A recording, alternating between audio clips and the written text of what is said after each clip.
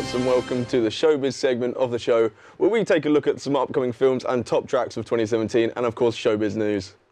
The In-Betweeners could be set for a huge comeback, according to Joe Thomas, who played Simon in the E4 hit. He told The Sun that he'd love to see the boys make a return 10 years down the line, married with kids. He added that he'd even do it now, as he'd love to work with the guys again. Let's just hope Will, Jay and Neil are also up for it. Liam Payne and Cheryl welcomed their baby Bear to the world on the 22nd of March. However, they're yet to actually legally register their son's birth within the 42-day limit, meaning they're set to be hit with a £200 fine.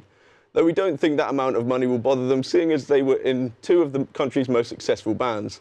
And finally, next month, we're set to be seeing the launch of a teenage version of the popular Channel 4 show Gogglebox. The show rumoured to be called Screen Time, and is said to see teenagers from all over the country get out of their bedrooms and onto the sofas, where they'll be watching viral videos on their mobile phones and tablets.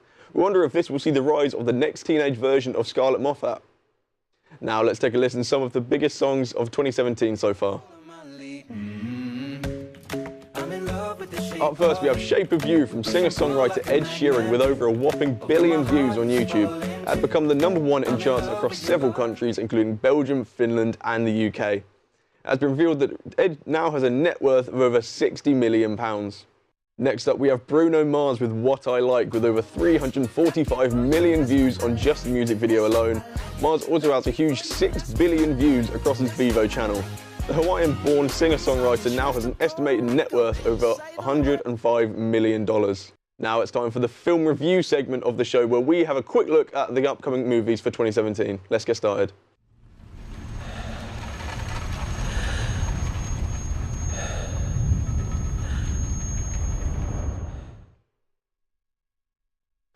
New from the Pixar studios arrives the third installment of Cars, where Lightning McQueen comforts new character Jackson Storm, a high-tech racer from the new generation wanting to take over Lightning's glory. McQueen will have to make the most of his last chance while he faces the idea that maybe his moment is coming to its end, but will this be his last race? Dunkirk. I'm not going back. If we go there, we'll die.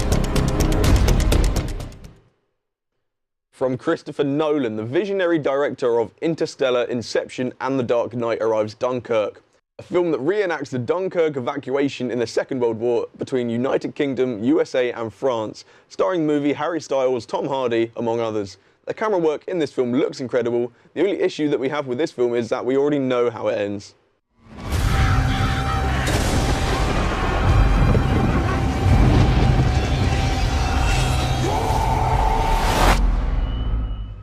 King Arthur and the Legend of the Sword, the story who everyone knows, but now from the hand of Guy Ritchie, the director who brought us Snatch, Rock and Roller and Revolver.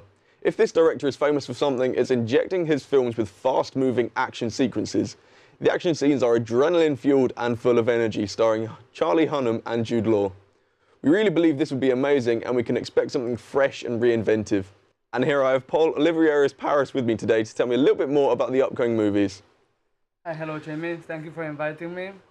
I'm very glad to be here. Yes, as you commented, there are very interesting movies coming up this summer. But if you stop to think about it, almost all of them are sequels and remakes, like Cars 3, as you commented, Pirates of the Caribbean, Fast and Furious 8, Logan, Alien, the remake of it from the 1970s, and, well, many others. And that makes me think about it, that maybe there's a lack of creativity in Hollywood. Apart from the films that I've already talked about on the list, what films can we expect to see in the year? There's a movie coming up in July. It's based on the book from Stephen King, The Dark Tower. I haven't read the book, but starring the movie is Matthew McConaughey and Idris Elba, and I personally really like those actors.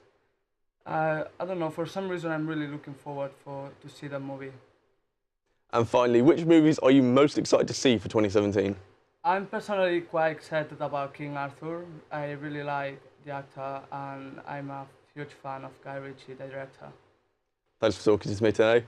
And to finish off the show, we have our segment YouTuber of the Week, where we pick a YouTuber that we think are incredible. Let's get started.